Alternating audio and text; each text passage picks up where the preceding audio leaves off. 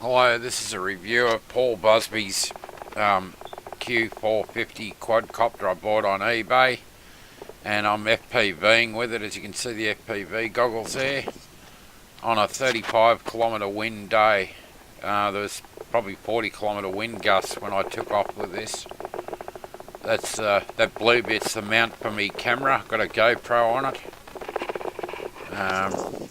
I got one of those level balancer gimbals as well, which cost me $50 on eBay. It's got 10-inch props on it. It started off with 9. Mine's the first version of the helicopter. You'll see the wind blowing it around as it takes off. I was a bit nervous because they were blowing it for a few weeks before this. You'll see the wind blowing that tree on the left around as well. Sort of 30 kilometre winds and 45 kilometre gusts. 40 kilometre gusts. It was pretty strong. And I just fly it all the way down the river, about a kilometre down the river and back again. Just showing you hovering in the wind. It's pretty rock steady. I move it around a bit, trying to keep it level, get it the right height so it doesn't crash into the banks when I've got the FPV goggles on.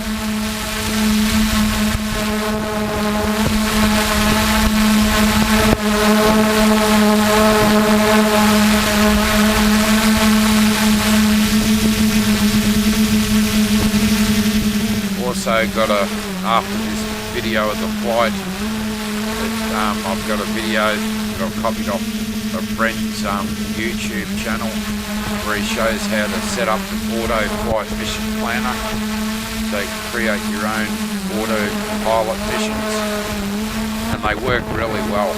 It's amazing. I haven't looked back since I've got this quadcopter. I did have a Blade 350 QX, but doesn't even compare to this. They're really well made too. Never had a problem with it. I've had it over 6 months now. I got the first edition where the APM board was on the top and the battery was underneath. I use it with a Dry Sky Tyrannus radio. I get about a kilometre range out of it. Probably get more than a kilometre in the right conditions.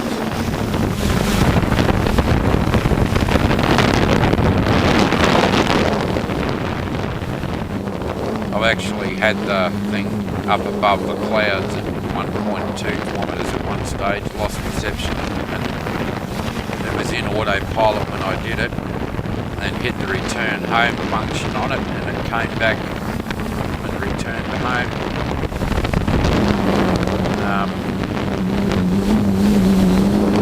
The return to home's accuracy is within 2 metres, usually within about a metre.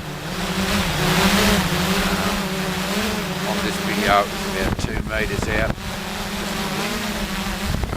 There it is flying down the Murrible River. That's my gimbal I'm trying to adjust. I've only just got that camera gimbal. And you'll hear in the wind blowing it around.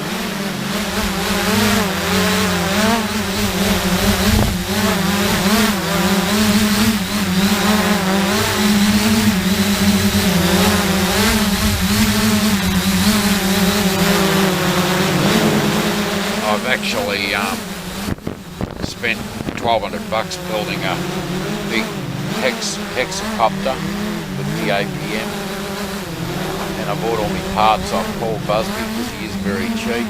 They're good quality parts. But the hexacopter doesn't even fly it's cost me more, and yet this little quadcopter flies better than the hexacopter in wind. It's more stable, more balanced because it's got genuine 4 corners. Whereas the Hex has got 6 spots and it's a bit harder to review, I suppose.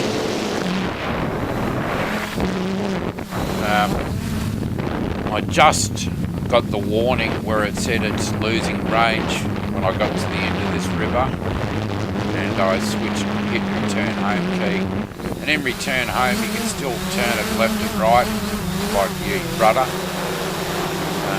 Just look around, use your gimble and stuff, camera gimble.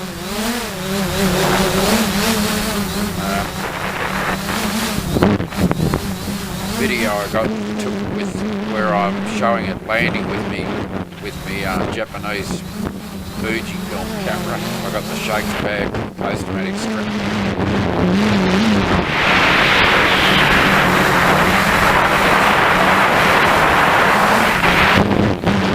You can hear that wind is pretty strong. It's bumble on the helicopter from time to time, but not bad. It doesn't blow away off course or anything. In fact, it doesn't blow around much at all, really, especially the size of it.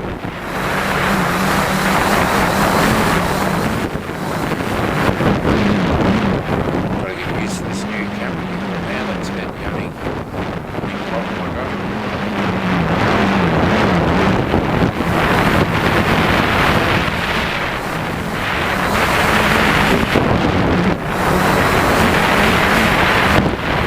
It's actually return home mode now.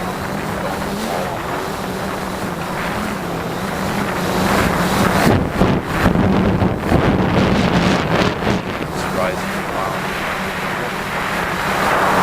It's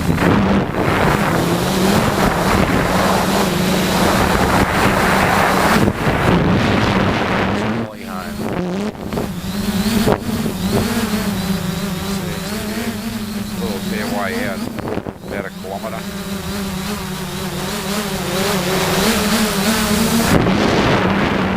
Get some awesome video footage with this thing. It's very stable. It doesn't bounce around like the old Blade 350 QX. Hey, back, yeah, like I said, it flies better than the Quadcopter too.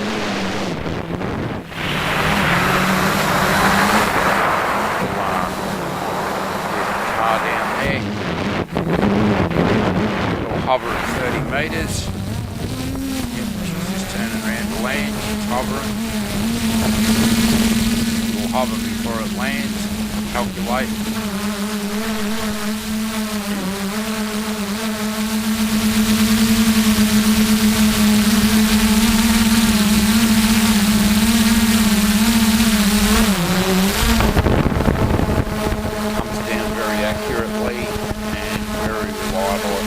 Better in return home mode than I can land it manually.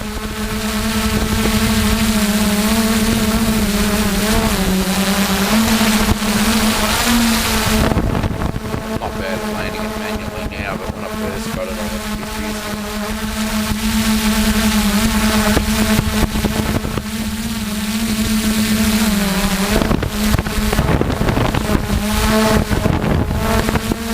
Soft landing.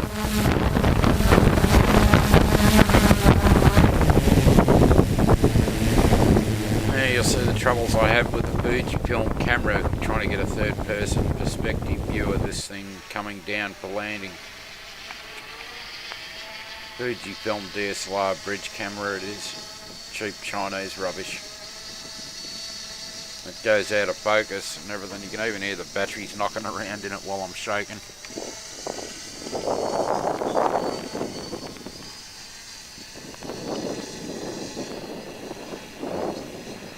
I actually bought the Quadcopter to put a DSLR camera on so I could get some very nice photos. 2 minutes. And now there's a tutorial on how to set up your auto flight plan with Mission Planner.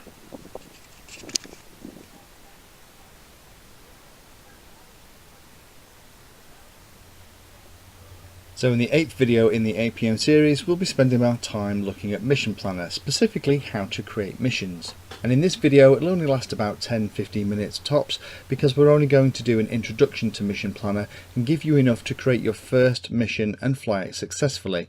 Make sure that you have one of the modes in the flight modes area of Mission Planner set to auto, so that you can click the button on the transmitter and go into auto mode, because auto is the one that will actually fly the mission for you. Click on save modes and that'll be all covered. We're going to spend most of our time in the video in the flight plan tab, which is somewhere where we haven't really been before in the video series. And this is where you can create the missions very easily. And on the right hand side we have an action area where you can select the kind of map that you want to use. And here we're actually using the loaded tiles cached on the machine, and you can cache the maps so you don't have to have an internet connection when you're flying, and we'll cover that towards the end. You can load and save the waypoint files, so you can actually save the missions locally to the PC, and they're saved in a very simple plain text file that you can have a look at and play with in a text editor, although I wouldn't recommend editing them until you know what you're doing. And then we have the last couple here, read and write waypoints to the actual model itself. And here we have our APM 2.6 connected that we're looking at. At the bottom there's the waypoint tab, which if I bring it up will actually show you the waypoints as you make them. And on here there's a couple of key things that we'll talk about. First one is the waypoint radius. You can see on the map that little white circle. That is how close to the actual waypoint the craft needs to get in order to consider that it's arrived at that waypoint. It's 2 by default. I think that's a bit tough. I always set it to 4. It makes a slightly easier mission to fly. Click on verify height as you create then the mission points. It will look at the default altitude that you've got set and take the height of the ground into account. And then the last one is spline. Now, to explain what spline is, it's actually easier to show you than kind of explain it. So let's turn spline on and create a quick mission. So let me click around the field and you'll see what it does. To create a waypoint for a mission, you simply left click with the mouse. Move the mouse to the next point you want and left click again. And once you've done it 3 or 4 times, you can see what spline's doing. And spline's job is to make a curve that goes through each of the waypoints in turn. So if we're in the middle of the field and we clicked run the mission, we clicked into auto, it would fly to point 1 first, then it would fly a lovely bank through 2, through 3, through 4, and then do nothing. Best practice whenever you're creating a mission is select the last waypoint, click on add below, and make that very last waypoint something like land, or I always make it return to launch. And that means now when I click the switch it'll fly all the way around, and after it's got to 4 it will actually then fly home. And that's kind of denoted that there isn't a command, although it looks like it's created a full loop, it hasn't, so you have to add that bit at the end. Okay, so we've looked at spline. Let's get rid of that though. Turn spline off, delete all the waypoints, and we'll actually create our waypoint mission for real. So to create the actual mission, and this will look similar to ones you may have seen in other videos, what we're going to do is we're just going to click around this field using the left click. We haven't got spline selected now, so what we'll get is a nice straight-sided feature. So there we go, there's the one that I want to run. And again, best practice, always after the last waypoint click on add below and make that return to launch, and that will bring it back to you. And you can see here that we're flying around in a nice circle. Now what you can do is, if you decide you want to move some of these waypoints, it's quite easy. You just click and select either on the waypoint radius at the bottom or on the actual green bubbly thing that denotes the waypoint position, and you can drag it wherever you want. So if I want to drag waypoint 3 to the middle of the field, I can absolutely do that. Now while we're looking at waypoint 3, let's talk about one of the cool little features. A lot of people have texted me and sent me a message through YouTube asking how you do a video where the model circles a point of interest and the nose is pointing to it all the time. And here's the first trick. So what you need to do is, you can, if point 3 is the point we're interested in, and what we actually want to do is have the craft circle around that while keeping its nose pointed at point 3, so we have a really nice video from all sides. Then what you can do is select waypoint 3 and turn it into something called loiter turns. And then by the side of that, you can see that we have a couple of things appear. We can select the number of turns that we want. We'll have 5 turns, and we can decide whether we want 1 clockwise or 0 counterclockwise. We'll keep it as clockwise, that works for me.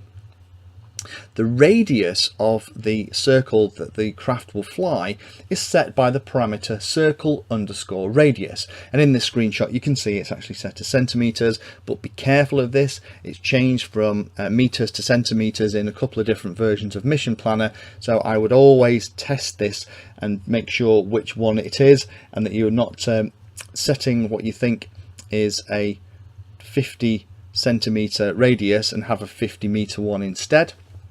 But once you've got that set, now what would happen when we flick the mode, it would fly to point 1, fly to point 2 and turn, fly to point 3, then it would fly around point 3 5 times, keeping the nose of the craft pointed at the center of the circle, and then when it's done that, it will fly to point 4, fly to point 5, and then return home. So we're almost ready to send this to the model. So what we'll do here is we'll write the waypoints really fast, and then I would always recommend that you read the waypoints back just to make sure that you are absolutely fine. There we are, perfect. So it hasn't misheard them.